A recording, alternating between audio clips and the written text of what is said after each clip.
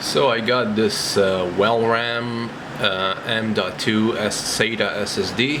This is a 2 terabyte NGFF connector. It has comes in an M.2 form factor. I bought this to expand the storage space on my workstation build to have an additional drive. Just in case I need to store some other things that I don't want on the system. So since I got all the hard drives out of there and put them towards my storage server, I figured like I could get this and not use any cables, and won't be messy as putting like a 2.5 or a regular hard drive. So this should be fun.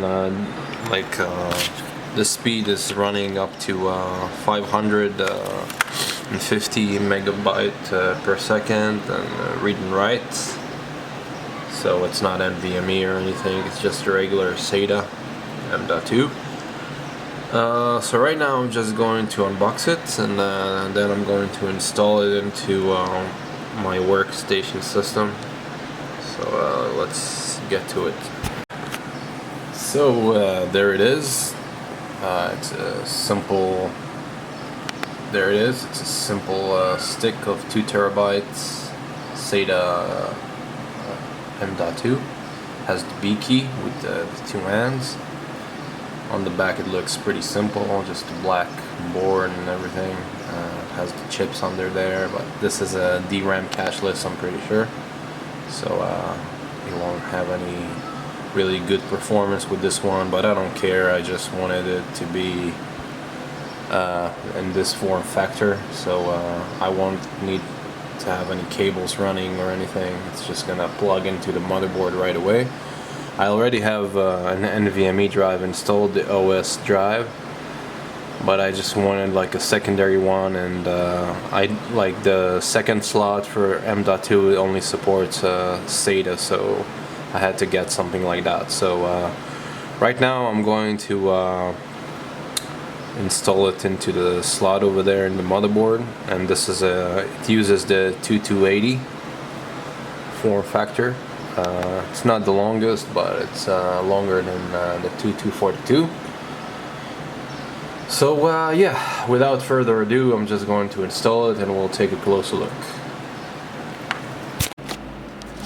So here I have the Walram M.2 SATA NGFF installed, 2 terabyte installed inside the system.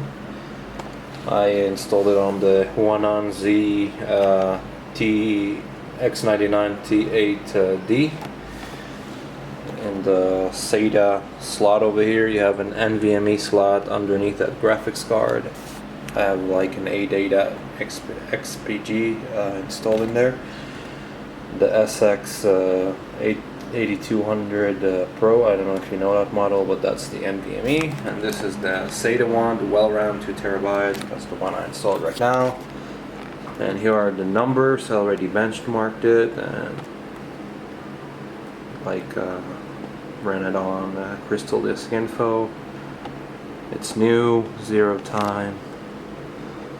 0 power on hours, 4 count of power on count, because I initialized it a few times, restarted it, so it's fine. But it's 100%, 30 Celsius temperature, which is awesome. Yeah, it reads 2 terabyte, but like usable space, you get like 1.8 terabyte, which is okay.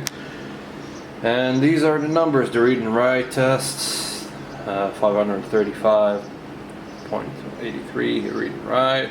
506.70, right? Yeah, the sequential 4920, blah blah blah, all the rest. Yeah, basically I will be using that to store general files, if I'm going to do some rendering here, virtual machines and whatnot. Even though I run like a lot of virtual machines on the server, but maybe I would want to run them like locally. Like if I'm doing like a maintenance on the server or something, then I can run them on here to have like on-demand access for them, so that'll be great. And it wasn't a great price. Like I bought it for like under $60, so that's crazy for 2 terabyte of storage. Any storage, like, that's crazy. That's a good price, and especially where it's without any cables. It's an SSD without any cables or anything, so you kind of keep the aesthetics on it. Like, well, at least I try. On this desk, it's really hard, but yeah, I mean, it's pretty good. I enjoyed buying this. Assembling it was pretty easy, pretty fast. On this motherboard, you have to do a special arrangement to enable the M.2 SATA. I don't know if you can see that, those dials over here. So you have, if you have this motherboard and you trying to enable the SATA M.2 on it, so make sure you have these dials, like the first 2 up, the 3 and 4 down, the 5 and 6 up, and the 7 and 8 down. So that's how you enable the SATA, the M.2 SATA on this motherboard, the Walram T8D X99. So that's how you enable it basically, and that way you could use the SATA, and it disables these two ports, I believe, like on the bottom. It shares bandwidth with them. So once you have this enabled, like, then these two would be disabled. So yeah, basically it runs pretty good. I'm gonna be using that. So I hope you enjoyed this video, found it informative. If you want to watch more videos like these, stay tuned for the storage upgrade that I have coming up. You make sure you subscribe and stay tuned, and yeah, I'll see you in the next video. Bye bye.